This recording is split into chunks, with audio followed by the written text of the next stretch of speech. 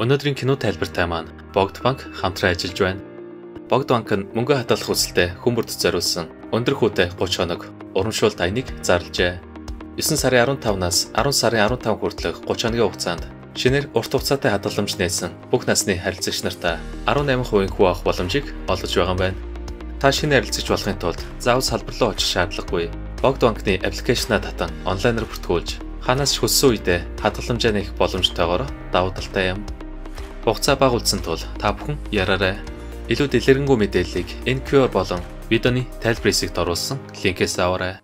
Мөрөөдөл тань хоосон төсөөлөл бус бодит амьдрал болж гэр бүл ирээдүйдээ үлдэх хамгийн үн цэнтэй хөрөнгө оруулалт болно.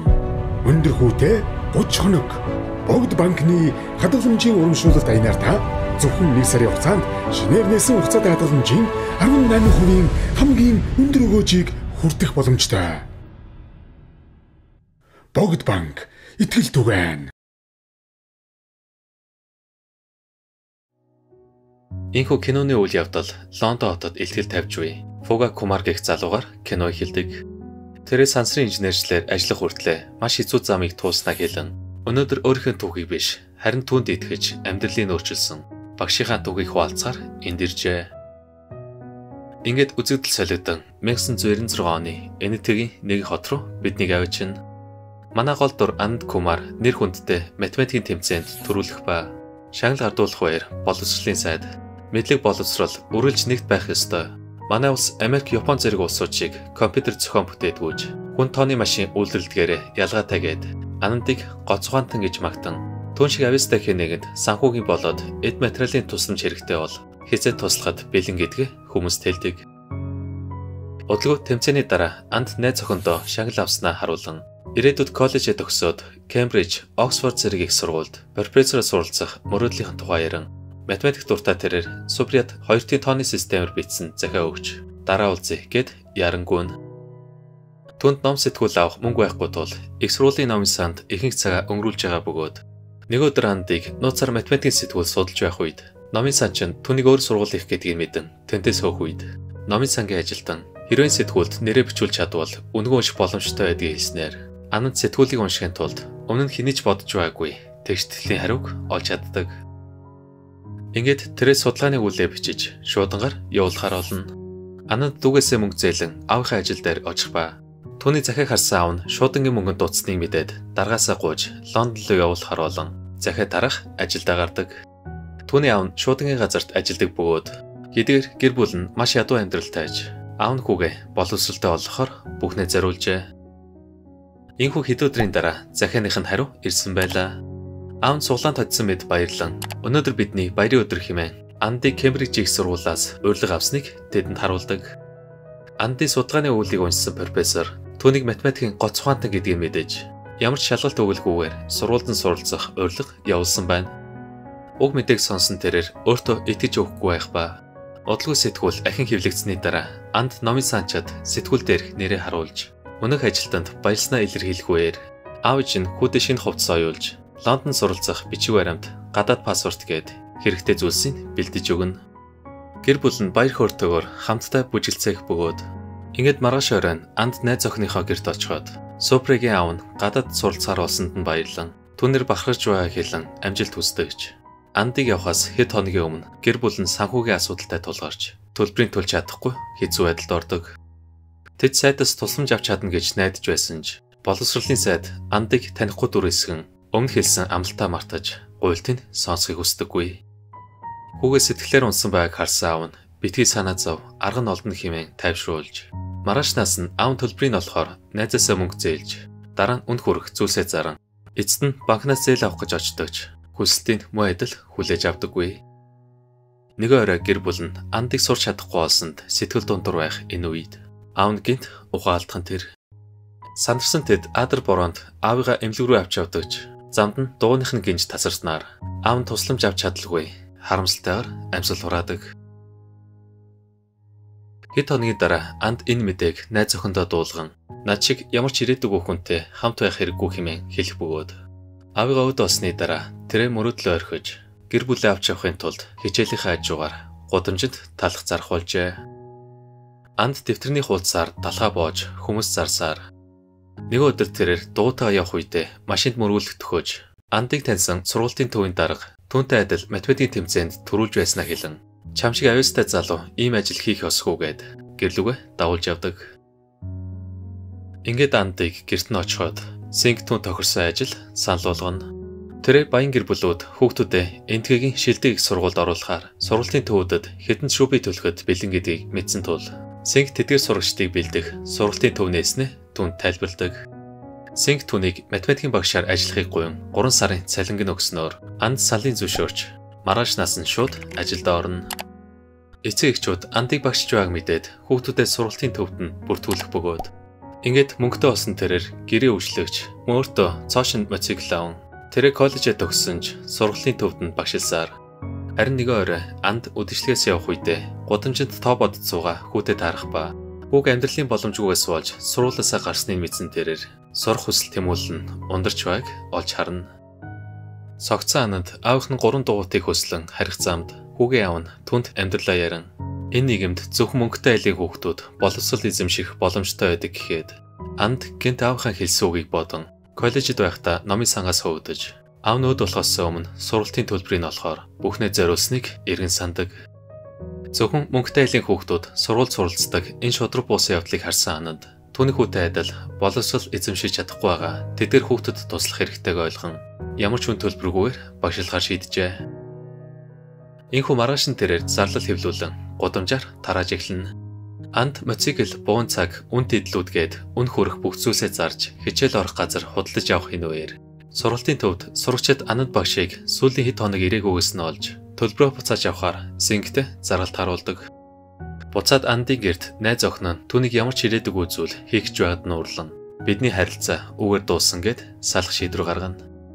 Гэсэн ч анд шантралгүй зарлаа тараасаар хичээлийн байраа зас жанслах ба ингээд түүний зарлыг уншсан хүүхдүүд хэр холоо байсан ч хамаагүй суралцах хүсэл тэмүүлтэд хөдлөгдөн цуглацгаадаг.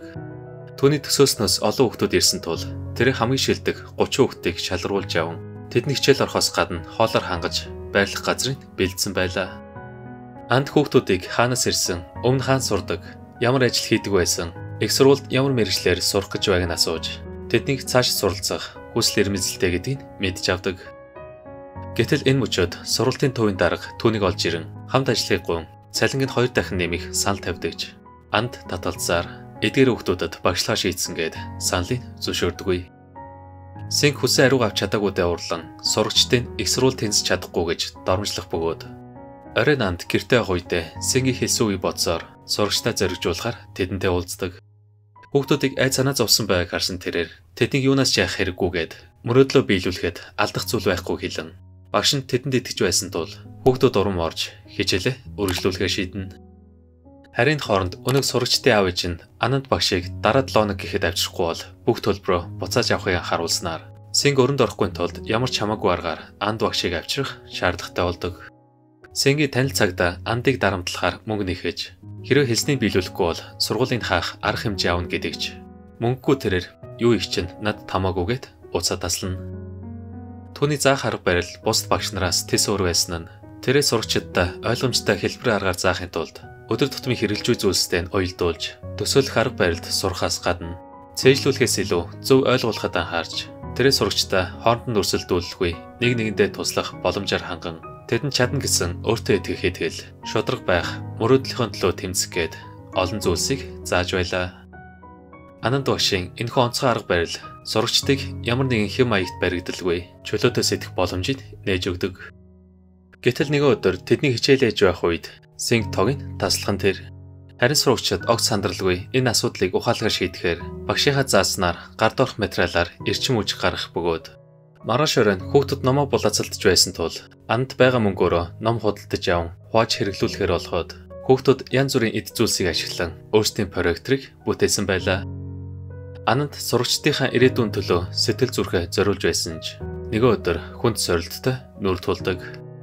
Тэр сурагчдаа өлсөхгүй тулд сургуулаа барьцааж зээл авах гэтэл банк ямар ч орлогогүй түнд зээл гарах боломжгүй хэлэн хүсэлтийг хүлээж авдаггүй.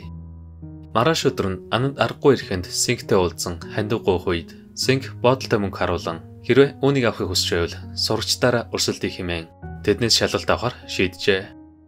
Хэрэв Анандын сурагчид ялвал тэр 3 сарын хоолны мөнгөний өгөх бол түүний сурагчид ялвал Ананд сургуулаа хааж сургуулийн төвд нь буцаад ажиллах юм. Тэд тохиролцсон баталгаажуулахаар гарын үсгээ зурцгаах ба ингээд маргааш өдөр нь Анандын сурагчид сургуулийн төвийн сурагчидтай хамт тест бүгэлж шалгалтын дараа удирдагч багш хариу нь хэлэхээр Суприатай хамт ирснээр Анандын хуучин найз охин өөр залуутай болсон байдаг. Гэтэл энэ үеэр Фуга багшийнхаа гэрд байсан мөнгийг хулгайлж алга болохдоо зэрэгцэн Анандын сурагчид түүнээс суулж ердөө хэдхэн оноогоор тэдэнд ялагджээ. Сэнг түүнийг алсандаа баярлан тохиролцооны дагуу сургууль нь удахгүй хаагдана гэдгийг мэдэгдэж Анандын ялагдсан сэтгэлдээ хэлэхээр тайз руу гартал хойно сууж буй нэгэн сэтгүүлж сургуулийн хаана гэсэн гэрээг хүмүүст харуулахыг хүснээр сургуулийн төвийн дарга цүнхэнд байсан гэрээг алга болсныг мэдэн Супри Анандад туслахаар гэрээг нь хулгайлж уг сэтгүүлч залууг дуудсан байна. Гэрээ нь алга болсон тул Ананд сургуулаа хаахгүй гэдгээ хэлэх бөгөөд оройн тэрээс сурагчдаас шалгалтын талаар асуухад тэд ихэнх асуултанд зөв хариулснаа илдэгч шалгалтын үеэр гадна харагдах байдлаасаа олж тэдгээр баян айлын хүүхдүүдээс санаа зовсондоо сайн төлөрч чадаагүй гэдгээ түүн тайлбарладаг. Юусныг сонссон тэрээр тэдгээр сурагчид чиг англи хэлхүүн та нарын буруу ишгээд хэлийг сайжруулах нэг арга болно. Ананд маргааш хоолой баярын үеэр тоглогдох 20 минутын жүжигсэн тоглолтыг зөвхөн англи хэлээр хүмүүст үзүүлэхээр шийдэн хэрвээ сурагчдыг шоуны үеэр нэг л удаа хинди хэлээр ярих юм бол гэрлүүнд буцаах болно гэдгийг сануулснаар хүүхдүүд чадна гэдэгтээ итгэлгүй байсан ч Ананд тэдэнд хангалттай бэлдэх цаг байгаа гэд гэрлүүг хардаг. Ингээд маргааш нь тэд жүжигээ англи хэлээр үзүүлэхээр болно. Тэдний дуудлага таархан байсан тул сурагчид ихэндээ шоолж байсан ч тэд нөхцөл байдлыг зөөр эргүүлэхээр хэмнэл тааруулан дуулж бүжиглснээр бүх хүүхдүүд баян дугуйл хамааран хамтдаа баярлан цэнгдэг. Гэтэл маргааш нууг үйл явдал сондор тавигдан олонний анхаарлыг татснаар боловсролын сайд хөрөнгө оруулсан сургалтын төвүүд нь Анандаас болж дампуурхад ойрхон байна хэмээн синг дуурлах үед тэрээс сургуулийн тоогийг тасалж Анандыг буцааж авчирхаар бүх арга хэрэгэлсэн гэхэд сайд ууртаар сурагчдын их сургуульд орох шалгалт өгөхгүй байхаар сүүлчийн арга хэрэглэж түүний сүрдүүлнэ. Яг үүндээ боловсролын сайд хүүхдүүдийг баян ядуугаар нь ялгарлаж өөрийнхөө ашигтай бизнесээ авч үлдэхээр замд нь саад болсон хэнийг ч хорлоход бэлэн байлаа. Тухайн дунд хөлсний алуурчид түүнийг хайж байгааг олж мэдэх үед хамт ирсэн алуурчин аавын таньдаг байсан тул түүнд анхааруулахаар ирснээ хэлэн болгоомжтойгоор хэмээн хэлэх бөгөөд дунд тусламж гуйхаар цагдаатай уулздагч тэднээс тусламж авч чадалгүй түүнийг ахыгаа хамгаалахаар зэвсэг олж авахар шийдэх оронд Ананд дэлгүүрээс хоол хүнс зээлж сурагчдаа ойж өгөх замдаа танихгүй хоёр залуутай таархан тэр. Тэд Анандын гиз рүү буудаж хөнөөхөр ахиж буудах гэтэл азар буунд гацснаар алуурчид түүнийг галт тэргэнд дайруулахаар болно. Галт тэрэг ойртох үед Ананд сүүлчийн хүчээ шахун дайруулгүй амьд үлдтэй зэрэгцэн дүүн амжиж ирэх бөгөөд удалгүй ах トゥ хоёрыг эмнэлэг рүү явах үед синг хүмүүсээ загнан цагдаа нар тэдний мэдхээс өмнө түүнийг олж сурагчдад хамт хөнөх үүрэг өгдөг. Харин мөчөд тэдний яриг сонсч буй Фуга сурагчдыг аврахаар эмнэлэг рүү гүн Ананд багшаасаа улгааж сургуулаасаа зогссондоо уучлахгүй. Сингийн төлөвлөгөөх тэдэнд дуулгана. Ингээд Ананд багшийг хаалганы өрөө рүү ороход сурагчид нь алуурчидтай тэмцэхэр болно. Тэд хүмүүсийг эмнэлгээс гарган гард орох материалаар өрх бэлдэх ба удалгүй алуурчдыг эмнэлэг рүү ороход хүүхдүүд тэднийг өрөөнд төгжин утаар хордуулж цагдаад барьж өгнө. Шөнө унтаагүй сурагчид маргааш нь шалгалтын үеэр ноомигдож шалгалтаа чадхаараа өгөн хариун гарахыг тэсж ядж байлаа. Хэд хоногийн дараа сурагчид хариугаа хүлээх үедээ Ананд багшийн хэлснээр гэр бүл амьдрч буй орчноо бодон олон саад бэрхшээлийг туулж энд ирснээ эрен санах бөгөөд хүүхдүүдийг хариугаа харахааргүй үед тэр заримыг тэнцээгүй байх вэ гэж санаа зовж байсан ч бэлдсэн 30 сурагчид нь өндөр оноо авч бүгд их сургуульд орж чадхаар болсон байлаа. Ананд асгартлаа уйлан бид чадсан хэмээн хамтдаа баярлах ба Фугагийн ярьж буй түүхийг сонсоход багш нь зөвхөн 30 сурагчдын амьдралыг өөрчилсөн мэт санагдаж болгоч тэдний гэр бүл болоод амьдралын боломж таарав мянган хүүхдүүдэд суралцах хүсэл тэмүүлэл урам зориг өгсөн юм. Хэдийгээр Ананд амьдралын боломжгүйс олж өөрийн мөрөөдлөө орхисон ч бусдын мөрөөдлийг биелүүлэхээр бүх амьдралаа зориулахаар шийджээ. Хэрвээ та бүхэнд энэхүү кино тайлбар маань таалагдсан бол лайк дарж сугаа дэмжиж subscribe товчон дээр дарахаа битгий мартаарай.